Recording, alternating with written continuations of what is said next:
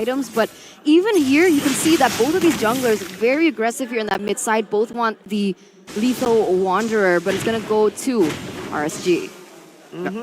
Now, if we look around the map, right, we have to keep in mind that in these early stages, Diablo just needs to be isolated. Even Roy is coming in to make his job even harder. Notice on the opposite side of the map, the coverage that RSG have right now is keeping FNX in check. Okay, Benny needs to be very careful though. Oh, that's a good trade. Oh, he's gonna be able to flick around. That's one more hit!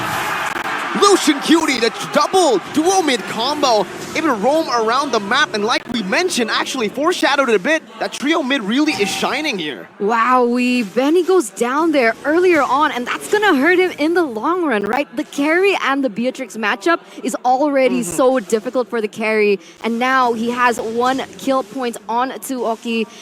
It's not the most ideal here for FNX in the early stage of the game. It really is. But on the opposite side, at least Diablo recognizes that this could be potentially dangerous. So he's just waiting to get near level 4. Okay, he's waiting for it, but the airstrike does come down. But Diablo is able to just surf out of there right now as Feiyan is on the turtle. Diablo's going to be first to help him out, jumping in now on the damage, and Bray with a brilliant retribution secures it for his team. The taunt coming down, and also the Raging Sandstorm. Say goodbye to Jax. He's going to be out as well. RSG, complete control. Well played. You know, they're counting the resources that FNX actually dedicate. The fact that the Feather Airstrike was actually used on that top side rather than just controlling the area of the turtle, making it a little difficult for them for the reclamation. Oh, Feiyan still got that in the end. But look at bot side. The amount of pressure just farming this gold plating. Man, RSG, they're being very aggressive here in the early game, and that's incredible. That development into their gameplay that we're seeing, and it's giving FNX a little bit of a hard time. However, they still need to be careful because we saw FNX struggle in the early game to that mid game, and they know they can stay patient. They can still stay disciplined enough to come back in the game. So RSG, they really need to think about this as well. Yeah, the next interaction here, we know for a fact that FNX can scale, right? With the Farson and the carry, that's going to be more than enough. Royal Milk, right now, he's not going to have a fun time. But later on, it's going to be quite the struggle, right? Because the only people who can really deal with him is literally just Oki. Everybody else has to hit him multiple times, and half the time it's just wasted damage.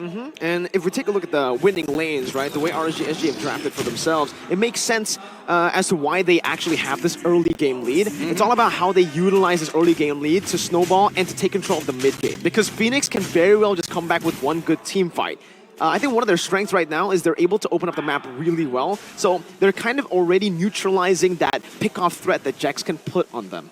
That's why I'm thinking, wait, hold on. Just as I say, man, the caster curse absolutely on par. Wow. But RSG, man, I don't know what to say. They're just clean with it. That response was almost instantaneous, and guess what? The only one at threat was the roamer, so it was all good. Yeah, I mean, RSG's timings right now are so very good. Instantly, they try to capitalize on that top side. No retreat, even better. This is so cold, so calculated from RSG. It's beautiful, and now they're actually at a disadvantage here.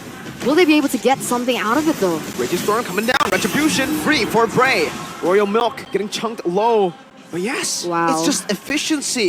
It's Singaporean efficiency. The timing, it's been insane. They're able to just time it so perfectly. They get another objective there in the bottom side, and they're just winning it out on all fronts. It's crazy to think that Singapore, a small island on the south side of Malaysia, thinking that, like, wow, they're a small region, there's nothing to worry about. But give them space, give them a lot of land to work with, and they'll control the entire map and turn it into their own. It's super dangerous. And FNX right now, if they're looking for a way to kind of spearhead and trying to push them back, I think they have to look at Bray. Okay, well, Bray is getting looked at right now, getting targeted down, but he's able to actually escape, and the Divine Judgment blocks Jax down for a bit. Oki unable to take him out. Brilliant. Abstract sphere there coming down, but it's not enough to take Jax down just yet. Quite curious, the rotations right here, Gideon, because I feel like being on the far side, you have that extra mobility with those wings by wings, but they haven't been able to translate that through the mid and through their rotations to be able to dominate and, you know, just be able to set the tempo. And it's actually RSG doing that. I mean, let's not forget that even though Wings by Wings can fly over walls, and yes, it's a relatively short cooldown, Roy basically has the same thing with the Astral Recall. And even better, he can look to start opening the map and trading while they're in the middle of that rotation. So there is a slight advantage, assuming that Roy is able to hit those skill shots. But let's keep in mind, at the end of the day, this is a siege composition. It's a composition designed to take down structures as best they can. And with Roy opening up the map without putting anybody at risk, it becomes an even better decision, efficient decision. There's no better word than efficient. There really is no better word than efficient right now to put into words how RSG is taking or tackling this game. They've actually been able to take down the bottom lane turret as well, and like I said earlier, that range advantage is really giving them such a good time to prevent Jax from doing anything on the map. They've neutralized what made FNX such a threat yesterday, and now with the Flicker, Divine Judgment, he also delivers Passion onto Royal Milk. It should still be fine. Oki's now caught though, he flickers out of there, that's gonna be the puncture, and a Thorn Rose, dealing out some bit of damage. Oki's gonna fall, but Diablo now comes down with a Flicker to find the kill back onto Feiyan. 1 for 1. They don't have a jungler. FNX, what do? It seems like they still want to stay along the side of the turtle, but they will be forced out of it right now. With no retreat, they will not be able to contest. The setup from RSG just has been so impeccable, right? Oki going in for that snipe, trying to just force Jax to recall in the moment where they're going for a 5v5, trying to make things a little bit more unbalanced for FNX. It was timed perfectly, and you can feel FNX getting a little bit maybe. Force a mistake out of RSG. Oh, Jax. They're going in again. Jax not given the time at all. For the airstrike worthy pop, but Bray just takes everything in. Divine Judgment locks him down, and Bray picks up the kill. Wow, this is just, again, cool, calm, and calculated, but all battle spells are on cooldown as of yet for the side of RSG. But without big ultimates coming out from FNX, we see a lot of the issues start to show, and especially coming in from Jax. It's really hard for him to open up the map. Royal Milk, I would assume, is going to be okay, but when that wave starts crashing down, I don't see any support. Good luck, Royal Milk. It's either you give this up or try your best. Try your best. That's the route he's taking right now, right? I mean, he's not even going to try to actually defend that turret. He knows it's a lost cause, and he knows that the single target damage coming from RSG is a bit too much to deal with. Diablo, such a menace on this Khalid, that oppressiveness in lane, and all the way here as well. And this is just unfair, right? FNX are severely outranged. You gotta give props to the draft from RSG. Yeah, just look at where Roy is just launching these projectiles from the Astral Recall, right? The way that he's checking these brushes are very, it's very methodical, right? One by one. Check the river brush, next off, you go deeper into the enemy jungle. Wow, but look at this, Bray. Abraser, the flawless Abraser. Shout out to our script writers, man. Wow, 100% win rate on the Frederick, and he's played it, what was that, 11 times, 10 times? 11 times. I mean, That's they're a lot. champions. These guys are champions. Everybody's going to have some hero that has 100% win rate. I'm just surprised that there's so many. It's not just one unique pick. It's usually 3. I would argue some may even have 4. Yeah, and right now, they're certainly utilizing these picks really well. Oh my god. That ultimate actually got everyone. 5-man, and Diablo on the back with the Raging Storm finds Benny. It didn't take him down, but that's all they need to get them out of there. FNX can no longer contest for the turtle or a lord right now. Diablo gonna be caught on the onward, is able to flicker out with a Princess Wrath and a snipe from downtown from Oki. Takes Jax down. That's another Astral Sphere placed down by Roy. They're really just zoning FNX away. Feiyan looking for it, but it's not going to be able to find it. Punctures in, but is forced back instantaneously. Oh my goodness. A beautiful save coming in from Jax. He saves Benny's life, gives his life, but unfortunately the rest of the members, they immediately lose confidence in this. You can definitely tell that Feiyan is struggling to find the space, the little cracks in between the defense of RSG, especially during these Lord fights, to get in on the Lord. I just love the combo coming in from Roy and Diablo, right? And maybe that's why Diablo went for the Master of Assassin emblem. He's trying to utilize that to be able to get into that backline, take Benny down, and it's working so well because of the vision that is being provided by Roy and her ultimate. So it's working really well with one another. They're coinciding perfectly as he tries to go in once again, but I don't think this is a fight that he should take so far. And another thing is that FNX, I don't think that they have quote-unquote reach their power spike as fast as RSG just yet, but they're still committing onto these fights. Jax again is going to be targeted down. Lucian Cutie is able to find a Divine Judgment, and that's a trade 1 for 1. Romer for Romer. Feiyan with a puncture, dealing a lot of damage. Phantom execution. Oki's going to be trapped here, but he's going to be able to find the kill with Bray's taunt. Well played, the spacing and the coordination between the two. Not just Roy and Diablo, it's Oki and Bray. Now Royal Milk's going to be stunned up by the Raging Storm, and you can say goodbye to Royal Milk now with a snipe. Oh! Clean movement, but unfortunately, Yeah, Roy skill 1, I don't think you can dodge that one. No. There's just too many. There's too many projectiles coming at him. And this is why Edith is really struggling right now, because she can't be the one opening up the map. And when Royal Milk decides, you know what, I got to do this job, the rest of the team starts a fight without him, so out of position, no way to frontline for the team. It's a struggle because RSG has so many different angles to hit the backline with. Oh, good Earth Shadow with a flicker comboed in. That's good. Oki, who's going to be taken down. The shutdown goes to the hands of the Farsa. Mock's going to have a good time now to try to scale up because he's the only member right now who has 0 deaths on Phoenix. And yet still, RSG has a 4,000 gold lead. And one of the main things that I saw earlier on before Oki went down is the fact that Diablo went for the Malefic Roar. So much damage already on the Khalid. He also went for the Dominance Ice just to make sure that he's doing his job as an EXP laner, but this could be a potential play. They're airstrike, they're committing a lot in the back line though. What's Wow. going on? Ray, all alone, this might just be bad here. But Lucian Cutie finds Benny! And the Raging Storm follows through. Diablo is massive. That's a double kill. Mock is going to be caught low by the Astral Sphere. Now, Royal Milk is completely isolated from the team. He has the Consecration, he has the Immortality, but what's that going to do? It's only going to buy time. Phoenix lose 3 for nothing. And 10 seconds to the Lord. Yeah, I don't know about Roy, but it feels like with the new ROG, he's got a lot more vision than normal, right? Other phones are not going to give you that level of depth. My God, how did he notice it all the way on the opposite side, especially when Mock was about to basically walk out of vision? Oh, so good. Perfectly timed right now.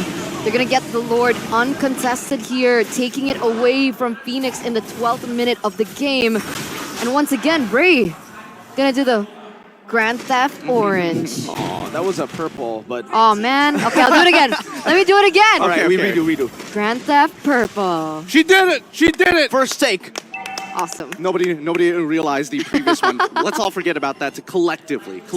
Now, from this point onwards, right, I'm expecting to see at least some form of scaling from Phoenix, right? I'm expecting Benny to be, well, currently it's 36k gold in total, so that means about 2.5 items in comparison to RSG, who's hit their next item power spike. Expect to see one of these inhibitor fall, but if this fight goes badly, it could be over. Oh, he finds my Mock God. again! Roy has a magnet placed on Mock right now. He is a sitting duck.